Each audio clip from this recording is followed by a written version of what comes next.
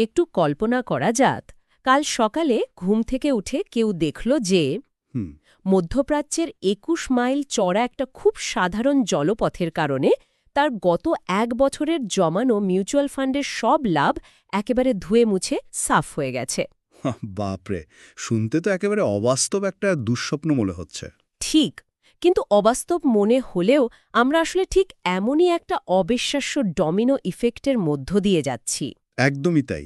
আর আজকের এই আলোচনার মূল ভিত্তিই হল সেটা। ৩০শে মার্চ ২০২৬-এর প্রুডেন্ট মর্নিং কফি রিপোর্ট। আমরা আজ এমন একটা বিশাল মাকড়সর জালের ভেতরে ঢুকতে যাচ্ছি, যেখানে একটা সুতোয় টান পড়লে পুরো জালটা কেঁপে ওঠে। ঠিক বলেছেন, পৃথিবীর এক প্রান্তের রাজনৈতিক কম্পন কিভাবে অন্য প্রান্তের সাধারণ মানুষের পোর্টফোলিওতে সরাসরি আঘাত করে তার মেকানিজমটা আজ আমরা ডিকোড করব। মানে আমরা এই জটিল আর্থিক গোলকধাঁধাকে একেবারে সহজ করে ফেলব। তো সরাসরি গ্লোবাল ইভেন্টে যাওয়ার আগে আমাদের মার্কেটের ড্যাশবোর্ডের দিকে একটু তাকানো যাক। সেখানে তো রীতিমতো লাল বাতি জ্বলছে, তাই না? হ্যাঁ, সেন্সেক্স ২.২৫% কমে ৭৩,৫৮৩তে নেমেছে, আর নিফটি 50 কমেছে ২.০৯%। যেটা এখন ২২,৮২০-তে দাঁড়িয়েছে। ঠিক, কিন্তু শুধু এই ইন্ডেক্সের ওপরের দিকের সংখ্যাগুলো দেখলে আসল ভয়াবহতাটা বোঝা যাবে না। মানে এর ভেতরে আরও কিছু আছে নাকি? আসলে ছবিটা লুকিয়ে আছে বিএসই বা বম্বে স্টক এক্সচেঞ্জের মার্কেট ব্রেথ, মানে বাজারের বিস্তৃতির ভেতরে। আপনি শুনলে অবাক হবেন, মাত্র ৭৬১টি শেয়ার লাভের মুখ দেখেছে। আর বাকিগুলো? যেখানে ৩,৬১৫টি শেয়ারের দাম কমেছে। বাপরে, ৩,৬১৫টি শেয়ার একসাথে লাল দাগে! একদম। সবচেয়ে বেশি রক্তক্ষরণ হয়েছে রিয়েলটি বা আবাসন খাতে, পতন প্রায় ৩.১%। এরপরই আছে অটো এবং ব্যাংকেক্স। কিন্তু এখানেই আমার একটা খটকা লাগছে। কি রকম? ধরুন সেন্সেক্স বা নিফটি তো কমেছে মাত্র ২% মতো, তো ২% পতন তো শেয়ার বাজারের জন্য খুব একটা অস্বাভাবিক ব্যাপার নয়। হ্যাঁ, তা নয়। কিন্তু এই যে বললেন ৩,৬১৫টি শেয়ারের দাম এক ধাক্কায় কমে যাওয়া, এটা তো বিশাল একটা সংখ্যা। মার্কেট ব্রেথ জিনিসটা আসলে কেন এত গুরুত্বপূর্ণ? সাধারণ ইন্ডেক্সের চেয়ে এটা কি এমন আলাদা বার্তা দিচ্ছে আমাদের? খুব ভালো একটা প্রশ্ন। ইন্ডেক্স বা সেন্সেক্স হলো মূলত বাজারের সবচেয়ে বড় এবং শক্তিশালী ৩০ বা ৫০টি কোম্পানির একটা গড় হিসাব মাত্র। আচ্ছা। এটাকে একটা জঙ্গলের সবচেয়ে উঁচু গাছগুলোর সাথে তুলনা করতে পারেন। হয়তো উঁচু গাছগুলো বাতাসে একটু দুলছে, যেটাকে আমরা ওই ২০০% পতন বলছি। মানে শুধু বড় গাছগুলো নড়ছে? ঠিক, কিন্তু মার্কেট ব্রেথ হলো জঙ্গলের ভেতরের ছোট বড় সব গাছের অবস্থা। যখন ৩,৬১৫টি কোম্পানির শেয়ার একসাথে লাল দাগে চলে যায়, তখন বুঝতে হবে যে এটা শুধু বড় কোম্পানিগুলোর নির্দিষ্ট কোনো সমস্যা নয়। একদমই তাই, পুরো সিস্টেমের ভেতর একটা প্রবল আতঙ্ক ছড়িয়ে পড়েছে। শুধু ভারত নয়, এশিয়ার মার্কেটগুলো নিম্নমুখী। আর ইউরোপ তো মুদ্রাস্ফীতি আর সুদের হারে চিন্তায় কাঁপছে শুনলাম। হ্যাঁ, এমনকি ইউএস মার্কেটেও প্রযুক্তি শেয়ারগুলোতে বড়সড় পতন দেখা যাচ্ছে। কিন্তু মার্কেট তো আগের কয়েকটা সেশনে বেশ ভালো রিকভার করছিল, মনে হচ্ছিল যেন মেঘ কেটে গেছে। অনেকেই সেটা ভাবছিলেন। তাহলে হঠাৎ করে এই পতন কেন? এটা কি শুধু প্রফিট বুকিং? মানে মানুষ কি শুধু তাদের লাভ ঘরে তুলছে, নাকি বিনিয়োগকারীরা একটা বিশাল মিউজিক্যাল চেয়ার খেলছেন আর হঠাৎ করে মিউজিকটা বন্ধ হয়ে গেছে? এটা নিছক প্রফিট বুকিং নয়। তাই নাকি? হ্যাঁ, প্রফিট বুকিংয়ে সাধারণত একটা নির্দিষ্ট সেক্টর বা কয়েকটা শেয়ারে বিক্রি দেখা যায়, কিন্তু যখন সব সেক্টরে একসাথে বিক্রি শুরু হয়, তখন সেটাকে ফিন্যান্সের ভাষায় বলে risk of sentiment. Risk of sentiment মানে ঝুঁকি এড়ানোর চেষ্টা? ঠিক। এর মানে হলো বিনিয়োগকারীরা সামনের অনিশ্চয়তাকে ভীষণ ভয় পাচ্ছেন। উইকেন্ডের আগে কেউ কোনো বড় পজিশন হোল্ড করতে চাইছেন না। কারণ তারা জানেন না সোমবারে মার্কেট খোলার আগে পৃথিবীতে নতুন করে কি ঘটে যাবে। একদম। আর এই আতঙ্কের মূল কেন্দ্রবিন্দুটা ইকোনমিক নয়, পুরোপুরি জিওপলিটিক্যাল বা ভূ-রাজনৈতিক। আর ঠিক এই জায়গাতেই আমাদের তাকাতে হবে মধ্যপ্রাচ্যের দিকে, কারণ রিপোর্টে খুব স্পষ্টভাবে বলা হয়েছে মধ্যপ্রাচ্যের সংঘাত এখন একেবারে চরমে। হ্যাঁ, আর সবচেয়ে বড় খবরটা হলো ইরান দাবি করেছে তারা হরমুজ প্রণালী বা স্ট্রেট অফ হরমুজের পূর্ণ নিয়ন্ত্রণ নিজেদের হাতে তুলে নিয়েছে। আর ঠিক এই একটা খবরের কারণেই তেলের বাজারে রীতিমতো আগুন লেগে গেছে। ব্রেন্ট ক্রুড তেলের দাম লাফিয়ে বেড়ে প্রতি ব্যারেলে $114 পৌঁছে গেছে। আসলে হরমুজ প্রণালী শুধু একটা সাধারণ জলপথ নয়। তাহলে এটা কি? বিশ্বের মোট উৎপাদিত তেলের প্রায় 20 থেকে 25% এই 21 মাইল চড়া জায়গাটা দিয়ে যায়। বাপরে, এত বেশি! হ্যাঁ, এটা গ্লোবাল তেলের সাপ্লাই চেনের সবচেয়ে বড় চোক পয়েন্ট বা শ্বাসরন্ধ্র বলতে পারেন। যখন কোনো দেশ এই জায়গাটা নিয়ন্ত্রণ নেওয়ার দাবি করে, তখন পুরো বিশ্বের তেল সরবরাহ ব্যবস্থা থমকে যাওয়ার আশঙ্কায় ভোগে। আর বাজারে তেলের সাপ্লাই কমে যাওয়ার ভয় থেকেই দাম ব্যারেলে $114 গিয়ে ঠেকেছে। একদম। আর তেলের দাম বাড়ার মেকানিজমটা ভারতের মতো দেশের জন্য মারাত্মক। কারণ ভারতকে তার প্রয়োজনীয় তেলের প্রায় 80%-এরও বেশি বিদেশ থেকে আমদানি করতে হয়, তাই তো? ঠিক ধরেছেন। আর এই সাপ্লাই চেইন ধাক্কা খাওয়ার প্রভাবটা অন্যান্য জায়গায় কিভাবে পড়ছে সেটা দেখার মতো। যেমন ধরুন সোনা, যাকে আমরা বিপদের বন্ধু বলি। সোনার দাম তো আকাশ ছুঁয়েছে। হ্যাঁ, আউন্স প্রতি $4,492 পৌঁছে গেছে। ভারতে যার দাম দাঁড়িয়েছে প্রায় $1,42,344 প্রতি 10 গ্রামে। বিশাল লাভ। এটাকে একটা অ্যানালজি দিয়ে খুব সহজে বোঝা যায়, সোনা কিন্তু কোনো ছাতা নয় যে বৃষ্টি এলে কাজে লাগবে। সোনা হলো গ্লোবাল অর্থনীতির ফায়ার এক্সটিংগুইশার বা অগ্নি নির্বাপক যন্ত্র। দারুণ একটা তুলনা দিলেন তো। মানে যখন অর্থনীতি ভালো চলে, শেয়ার বাজার থেকে প্রচুর লাভ আসে, তখন সোনার দিকে কেউ ফিরেও তাকায় না। ঠিক। কিন্তু যখনই ভূ-রাজনৈতিক বিল্ডিংয়ে আগুন লাগে, তখন সবাই নিজেদের শেয়ার বিক্রি করে এই অগ্নিনির্বাপক যন্ত্রটা কেনার জন্য হুমড়ি খেয়ে পড়ে। আর এই কারণে সোনার দাম এতটা বেড়ে যায়। একদম ক্লাসিক সেফ হেভেন ফ্লাইট। এমনকি ইউরোপীয় বিনিয়োগকারীরাও ইউরো ছেড়ে নিরাপদ আশ্রয়ের জন্য ডলারে ছুটছেন। আর এই সব কিছুর চাপে ভারতীয় রুপি ডলারের বিপরীতে দুর্বল হয়ে 94.60তে নেমেছে, যা গত এক দশকেরও বেশি সময়ের মধ্যে ফিস্কাল ইয়ারের সবচেয়ে খারাপ পতন। এই রুপির পতনের পেছনে মেকানিজমটা বোঝাও খুব জরুরি। একটু ক্লিয়ার করবেন ব্যাপারটা? নিশ্চয়ই। তেলের দাম যখন বাড়ে, ভারতকে সেই তেল কেনার জন্য আন্তর্জাতিক বাজারে আরও বেশি ডলার পেমেন্ট করতে হয়। আচ্ছা। অর্থাৎ দেশ থেকে প্রচুর পরিমাণে ডলার বেরিয়ে যাচ্ছে।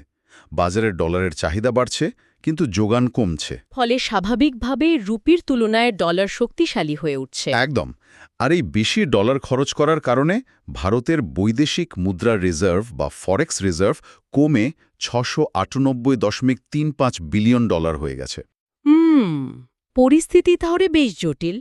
হ্যাঁ, বিদেশি বিনিয়োগকারীরা বা এফআইআইরা যখন দেখেন যে গ্লোবাল অর্থনীতিতে অস্থিরতা, ডলার শক্তিশালী হচ্ছে এবং এমার্জিং মার্কেটের মুদ্রা দুর্বল হচ্ছে, তখন তারা এই বাজারগুলো থেকে টাকা তুলে নিতে শুরু করেন। আর ঠিক এই টাকা তুলে নেওয়ার ডেটাটা রীতিমতো চোখ কপালে তোলার মতো। হ্যাঁ, ফিগারটা বেশ বড়।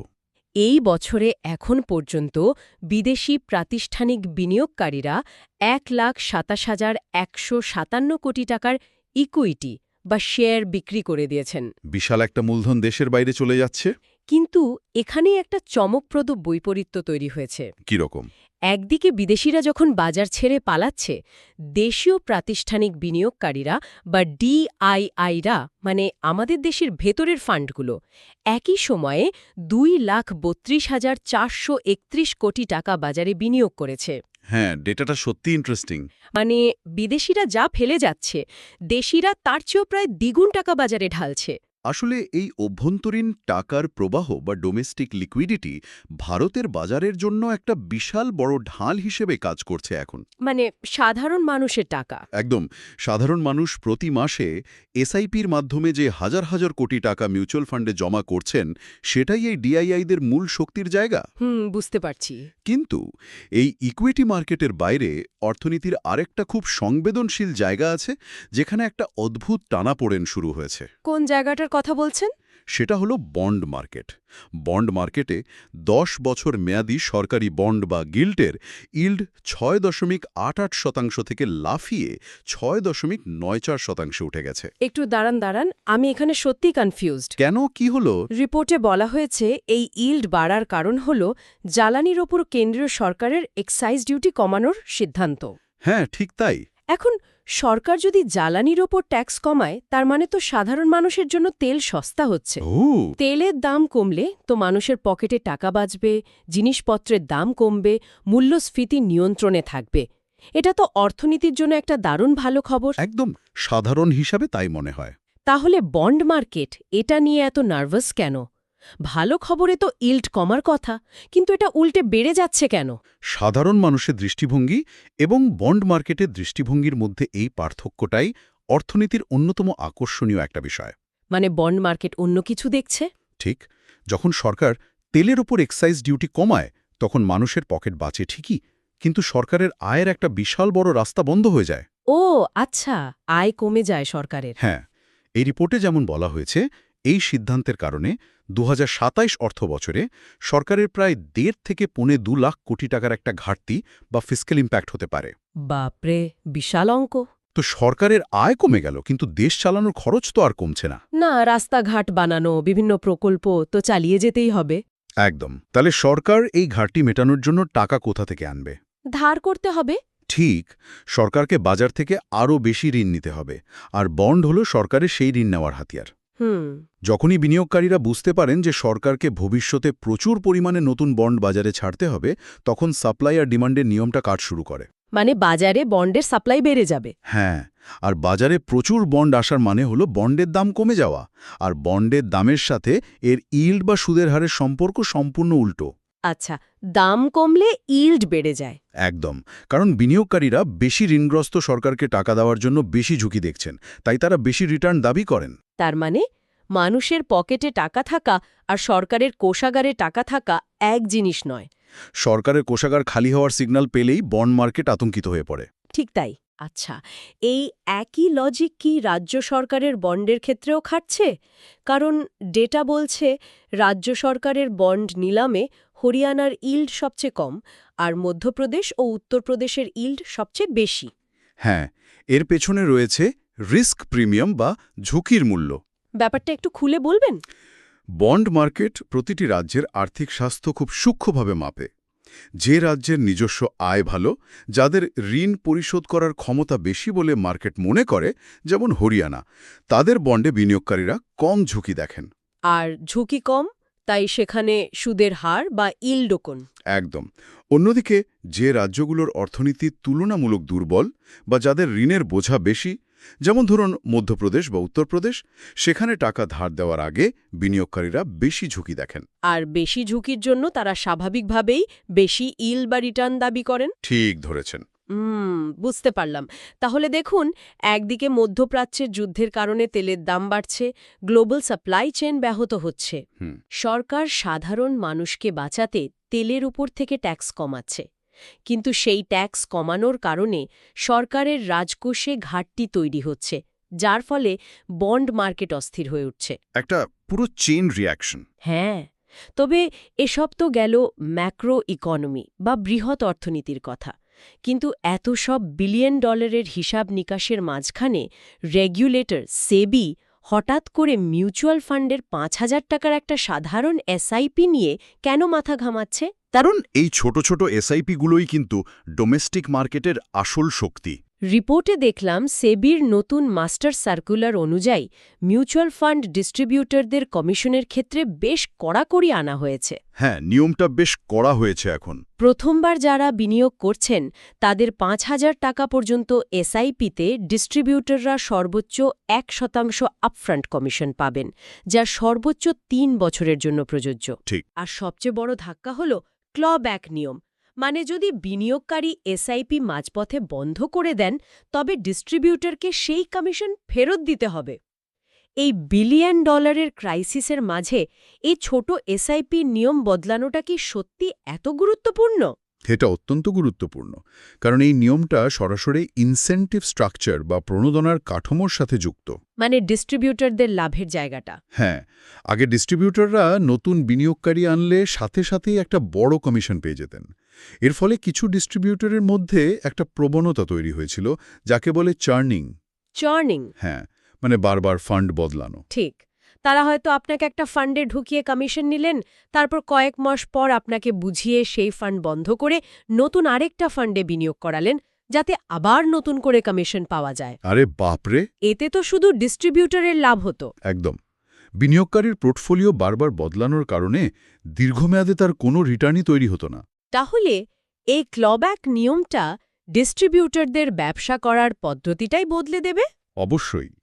এখন যদি কোনো ডিস্ট্রিবিউটর ভুল ফান্ড বিক্রি করেন এবং বিনিয়োগকারী হতাশ হয়ে মাঝপথে এসআইপি বন্ধ করে দেন, তবে ডিস্ট্রিবিউটরকে তার পাওয়া কমিশন ফেরত দিতে হবে। খুব ভালো একটা উদ্যোগ। হ্যাঁ, এই একটা মেকানিজম ডিস্ট্রিবিউটরের স্বার্থের সাথে বিনিয়োগকারীর স্বার্থকে এক সুতোয় বেঁধে দিয়েছে। ডিস্ট্রিবিউটর এখন বাধ্য হবেন এমন ফান্ড বেছে নিতে যা বিনিয়োগকারীর জন্য দীর্ঘমেয়াদে লাভজনক হয়। যাতে এসআইপিটা অন্তত ৩ বছর চালু থাকে। তার মানে শুধু ভুল প্রোডাক্ট গছিয়ে দিয়ে কমিশন পকেটে পড়ার দিন শেষ। একদম শেষ। মার্কেট রেগুলেটর চাইছে মানুষ যেন বাজারে টিকে থাকে। আর এই টিকে থাকার প্রসঙ্গে বলতে গেলে আজকের ফান্ডের পারফরম্যান্স ডেটাটা কিন্তু বেশ অবাক করার মতো। হ্যাঁ, ওই ক্যাপসাইজ পারফরম্যান্সের ডেটাটা। ঠিক, চারিদিকে যখন গ্লোবাল ক্রাইসিস, ফরেক্স রিজার্ভ কমছে, সেখানে লার্জ ক্যাপ বা বড় কোম্পানিগুলোর ফান্ড গত এক বছরে -2.35% নেগেটিভ রিটার্ন দিয়েছে। কিন্তু মিড ক্যাপ ক্যাটাগরি এই টালমাটাল অবস্থার মধ্যেও 2.74% পজিটিভ রিটার্ন ধরে রেখেছে। বড় জাহাজ যেখানে ডুবছে সেখানে মাঝারি নৌকাগুলো এত ভালো পারফর্ম করছে কিভাবে? এর পেছনের বিজ্ঞানটা লুকিয়ে আছে এই কোম্পানিগুলোর ব্যবসার পরিধির উপর। মানে তারা কোথায় ব্যবসা করছে তার উপর। ঠিক, লার্জ ক্যাপ বা বড় কোম্পানিগুলো গ্লোবালি কানেক্টেড। তাদের আয় বা রেভিনিউর একটা বড় অংশ আসে ইউরোপ বা আমেরিকার মতো জায়গা থেকে। আচ্ছা। তাই গ্লোবাল সাপ্লাই চেনে সমস্যা হলে, তেলের দাম বাড়লে বা ডলার শক্তিশালী হলে তার সরাসরি প্রভাব এই বড় কোম্পানিগুলোর ব্যালেন্স শিটে পড়ে। বুঝতে পারলাম। আর মিড ক্যাপগুলোর ক্ষেত্রে? অন্যদিকে মিড ক্যাপ কোম্পানিগুলোর ফোকাস মূলত আমাদের অভ্যন্তরীণ বাজার। ভারতের বিশাল কনজাম্পশন বা কেনাকাটার ক্ষমতা এই মিড ক্যাপ কোম্পানিগুলোকে টিকিয়ে রাখে। মানে দেশের ভেতরের চাহিদা। একদম। বাইরের দুনিয়ায় যতই ঝড় উঠুক না কেন, দেশের ভেতরের অর্থনীতি যতক্ষণ সচল আছে, মানুষ যতক্ষণ নিত্য প্রয়োজনীয় জিনিস কিনছে, ততক্ষণ এই কোম্পানিগুলোর আয়ে বড় ধরনের কোনো প্রভাব পড়ে না। এই অভ্যন্তরীণ শক্তির কারণেই গ্লোবাল ঝড়ের মধ্যেও মিড ক্যাপগুলো পজিটিভ রিটার্ন জেনারেট করতে পারছে। ঠিক তাই। তাহলে পুরো মাকড়সার জালটা এখন পুরোপুরি পরিষ্কার আমাদের কাছে। হ্যাঁ, সবগুলো ডট কিন্তু মিলে যাচ্ছে। একটা ছোট জিওপলিটিক্যাল ঘটনা কিভাবে একের পর এক ডমিনোর মতো পুরো সিস্টেমে প্রভাব ফেলে। হরমুজ প্রণালীতে একটা উত্তেজনা তৈরি হলো। সেখান থেকে ব্রেন্ট ক্রুডের দাম ব্যারেলে $114 চলে গেল।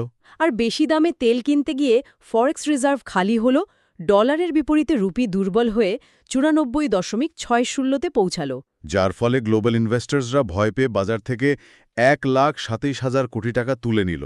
অন্যদিকে তেলের দামের এই চাপ থেকে সাধারণ মানুষকে বাঁচাতে সরকার ট্যাক্স কমালো। সরকারের কোষাগারে ঘাটতি তৈরি হলো, আর ভবিষ্যৎ ঋণের চিন্তায় বন্ড মার্কেটের ইল্ড বেড়ে গেল।